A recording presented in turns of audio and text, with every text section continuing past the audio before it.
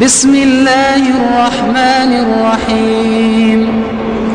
قل يا السلام عليكم ورحمة الله وبركاته. مرحبا أخوتي، كيفكم؟ شو أخباركم؟ لا تأخذوني على المقاطعة، بس حبيت أحكي كم كلمة قبل ما نبلش الفيديو.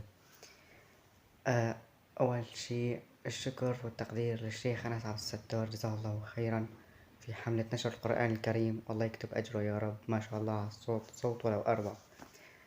جزاه الله كل خير، والله يجعل ميزان حسناته يا رب. وهلأتين كل شخص بارك عم يتفرج على الفيديو بتمنى يحط السماعات ويسمع الصوت الجميل الرائع.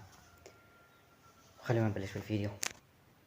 عبادي الذين أسرفوا على أنفسهم لا تقنطوا من رحمة الله، لا تقنطوا من رحمة الله، إن الله يغفر الذنوب جميعا إنه هو الغفور الرحيم.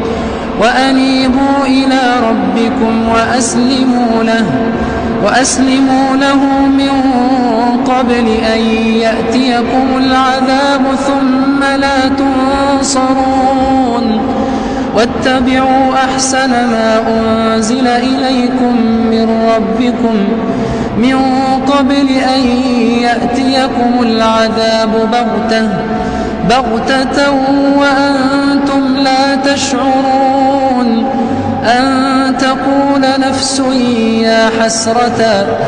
يا حسرة على ما فرطت في جنب الله وإن كنت لمن الساخرين، أو تقول لو أن الله هداني لكنت من المتقين، أو تقول حين ترى العذاب لو أن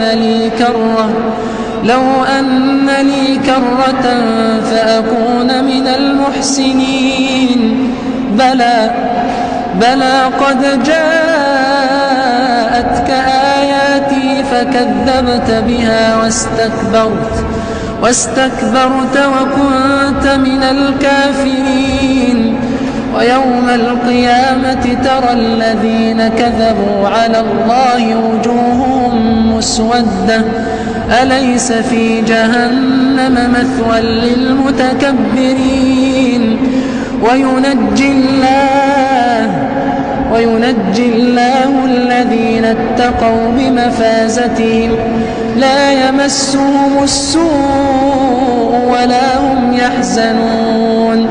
الله خالق كل شيء وهو على كل شيء وكيل، له مقاليد السماوات والأرض، والذين كفروا بآيات الله أولئك هم الخاسرون. يعني جد ما شاء الله عليه، صوته الأربع. اللهم صل على سيدنا محمد، والله يجزيك الخير يا رب، والله يحفظه، والله يكتب أجره، جزاه الله كل خير. والسلام عليكم ورحمة الله وبركاته.